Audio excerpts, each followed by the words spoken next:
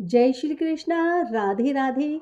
आप सभी का बहुत बहुत स्वागत है आपके अपने चैनल भक्ति सागर में।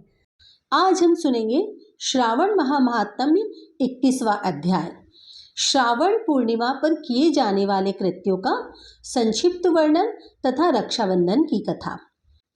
सनत कुमार बोले, हे दयानिधि, कृपा करके अब आप पूर्णमासी व्रत की विधि कहिए, क्योंकि हे स्वामीन, इसका महात्म्य सुनने वालों की स्वर्णेच्छा बढ़ती है। ईश्वर बोले, हे सनत कुमार, इस श्रावण मास में पूर्णिमा तिथि को उत्सर्जन तथा उपाकर्म संपन्न होते हैं। पौष की पूर्णिमा तथा माघ की पूर्णिमा तिथि उत्सर्जन कृत्य के लिए होती है, अथवा उत्सर्जन कृत्य हेतु पौष की प्रतिपदा अथवा माघ की प्रतिपदा तिथि विहिप है, अथवा रोहिणी नामक नक्षत्र उत्सर्जन कृत्य के लिए प्रशस्त होता है, अथवा अन्य कालों में भी अपनी अपनी शाखा के अनुसार उत्सर्जन तथा उपाकर्म दोनों का साथ साथ करना उचित माना गया है। अतः श्रावण मास की पूर्णिमा को उत्सर्जन कृत्य प्रशस्त होता है। साथ ही ऋग्वेदियों के लिए उपाकर्म हेतु श्रवण नक्षत्र होना चाहिए। चतुर्दशी पूर्णिमा अथवा प्रतिपदा तिथि में जिस दिन श्रवण नक्षत्र हो उसी दिन ऋग्वेदियों को उपाकर्म करना चाहिए।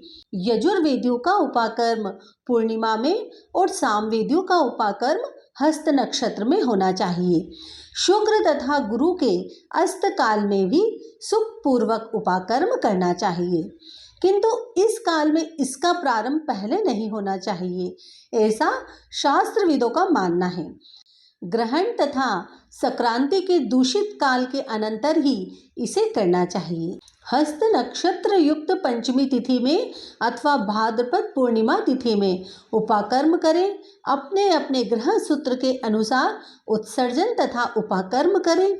अधिक मास आने पर इसे शुद्ध मास में करना चाहिए। ये दोनों कर्म आवश्यक हैं, अतः प्रत्येक वर्ष इन्हें नियम पूर्वक करना चाहिए। उपाकर्म की समाप्ति पर द्विजातियों में विद्यमान रहने पर स्त्रियों को सभा में सभा दीप निवेदन करना चाहिए। उस दीपक को आचार्य ग्रहण करें या किसी अन्य ब्राह्मण को प्रदान कर दे। दीप की विधि इस प्रकार है। स्वर्ण, चांदी अथवा तांबे के पात्र में सेर भर गेहूं भरकर गेहूं के आटे का दीपक बनाकर उसमें उस दीपक को जलाएं। वह दीपक घी से अथवा तेल से भरा हो और 3 बातियों से युक्त हो। दक्षिणा तथा तांबूल सहित उस दीपक को ब्राह्मण को अर्पण कर दें। दीपक की तथा विप्र की विधिवत पूजा करके निम्न मंत्र बोलें। स दक्षिणः स तांबूलः सभा दीपो युक्तमः अर्पितो देवदेवस्य मम संतु मनोरथः। दक्षिणा तथा तांबूल से युक्त यह उत्तम सभादीप मैंने देवदेव को निवेदित किया है। मेरे मनोरथ अब पूर्ण हो। सभादीप प्रदान करने से पुत्र पौत्र आदि से युक्त कुल उज्ज्वलता को प्राप्त होता है और यश के साथ निरंतर बढ़ता है। इसे करने वाली स्त्री दूसरे जन्म में देवांगनाओं के समान रूप प्राप्त करती है। वह स्त्री सौभाग्यवती हो जाती है और अपने पति की अत्यधिक प्रिय पात्र होती है। इस प्रकार 5 वर्ष तक इसे करने के पश्चात उद्यापन करना चाहिए और अपने सामर्थ्य के अनुसार भक्ति पूर्वक दक्षिणा देनी चाहिए।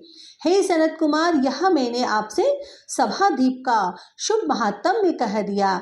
उसी रात्रि में श्रवणा कर्म का करना बताया गया है। उसके बाद वहां पर सर्प बलि की जाती है। अपना अपना ग्रह सूत्र देखकर ये दोनों ही कृत्य करना चाहिए। हयग्रीव का अवतार उसी तिथि में कहा गया है, अतः इस तिथि पर हयग्रीव जयंती का महोत्सव मनाना चाहिए। उनकी उपासना करने वालों के लिए यह उत्सव नित्य करना बताया गया है। श्रावण पूर्णिमा के दिन श्रवण नक्षत्र में भगवान श्री हरि हयग्रीव के रूप में प्रकट हुए और सर्वप्रथम उन्होंने सभी पापों का नाश करने वाले सामवेद का गान किया। इन्होंने सिंधु वितस्ता नदियों के संगम स्थान में श्रवण नक्षत्र में जन्म लिया था, अतः श्रावणी के दिन वहां स्नान करना सभी मनोरथों को पूर्ण करने वाला होता है। उस दिन वहां षडांग धनुष चक्र तथा गदा धारण करने वाले विष्णु की विधिवत पूजा करें। उसके बाद सामगान का श्रवण करें।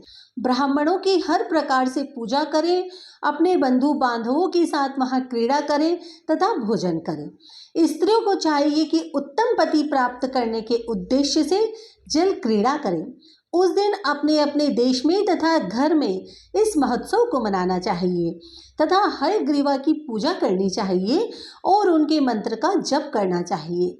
यह मंत्र इस प्रकार है, आदि में प्रणव तथा उसके बाद नमः शब्द लगाकर बाद में भगवते धर्माय जोड़कर उसके भी बाद आत्मविशोधन शब्द की चतुर्थी विभक्ति आत्मविशोधनाय लगानी चाहिए।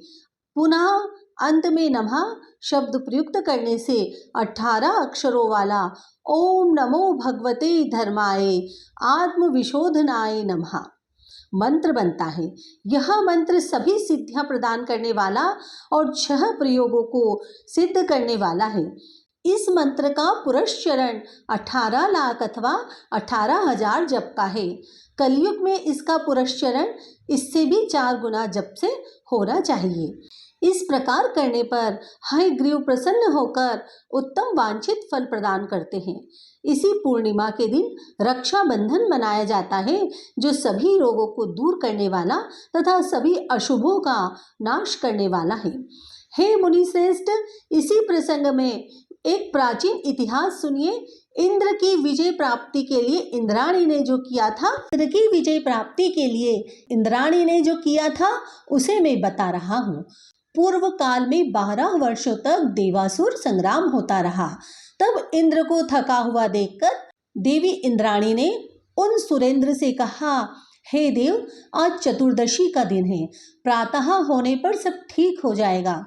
मैं रक्षाबंधन अनुष्ठान करूंगी, उससे आप अजय हो जाएंगे।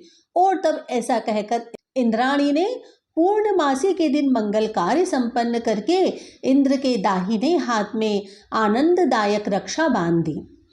उसके बाद ब्राह्मणों के द्वारा स्वसत्ययन किए गए तथा रक्षाबंधन से युक्त इंद्र ने दानव सेना पर आक्रमण किया और क्षण भर में उसे जीत लिया। इस प्रकार विजय होकर इंद्र तीनों लोकों में पुनः प्रतापवान हो गए। हे मुनीश्वर, मैंने आपसे रक्षाबंधन के इस प्रभाव का वर्णन कर दिया, जो कि विजय प्रदान करने वाला, सुख देने वाला और पुत्र, आरोग्य तथा धन प्रदान करने वाला है। सनत कुमार बोले, हे देवश्रेष्ठ, यह रक्षाबंधन किस विधि से, किस तिथि से तथा कब किया जाता है? हे देव, कृपा करके इसे बताएं। हे भगवान, जैसे जैसे आप अद्भुत बातें बताते जा रहे हैं, वैसे वैसे अनेक अर्थों से युक्त कथाओं को सुनते हुए मेरी तृप्ति नहीं हो रही है। ईश्वर बोले, बुद्धिमान मनुष्य को चाहिए कि श्रावण का महीना आने पर पूर्णिमा तिथि को सूर्योदय के समय श्रुति स्मृति के विधान से स्नान करें। इसके बाद संध्या जप आदि करके देवताओं, ऋषियों तथा पितरों का तर्पण करने के बाद स्वर्णमय पात्र में बनाई गई स्वर्ण सूत्रों से बंधी हुई मुक्ता आदि से विभूषित विचित्र तथा स्वच्छ रेशम तंतुओं से निर्मित विचित्र ग्रंथियों से सुशोभित पद गुच्छों से अलंकृत तथा और शर्षप तथा अक्षतों से गर्भित एक अत्यंत मनोहर रक्षा अथवा राखी बनाए। इसके बाद कलश स्थापना करके उसके ऊपर पूर्ण पात्र रखें, पुनः उस पर रक्षा को स्थापित कर दें। उसके बाद रम्य आसन पर बैठकर सुहज्जनों के साथ वारांगनाओं के नृत्यांगना आदि तथा क्रीड़ा मंगल कृत्य में संलग्न रहें। इसके बाद यह मंत्र पढ़कर पुरोहित रक्षाबंधन करे। येन बद्धो बलि राजा दानवेंद्र महाबला तेन त्वामनु बद्धानी रक्षे माचल मा चला। जिस बंधन से महान बल से संपन्न दानवों के पति राजा बलि बांधे गए थे, उसी से मैं आपको बांधता हूँ। हे रक्षे, चलायमान मत हो। ब्राह्मणों, क्षत्रियों, वैश्यों, शूद्रों तथा अन्य मनुष्य को चाहिए कि यत्न पूर्वक ब्राह्मणों की पूजा करके रक्षाबंधन करे। जो इस विधि से रक्षाबंधन करता है, वह सभी दोषों से रहित होकर वर्ष पर्यंत सुखी रहता है। विधान को जानने वाला जो मनुष्य शुद्ध श्रावण मास में इसे रक्षाबंधन अनुष्ठान को करता है, वह पुत्रों पौत्रों तथा सुहृदजनों के सहित एक वर्ष अत्यंत ही सुख से रहता है। उत्तम व्रत करने वालों को चाहिए कि भद्रा में रक्षाबंधन ना करें, क्योंकि भद्रा में बांधी गई रक्षा विपरीत फल देने वाली होती है।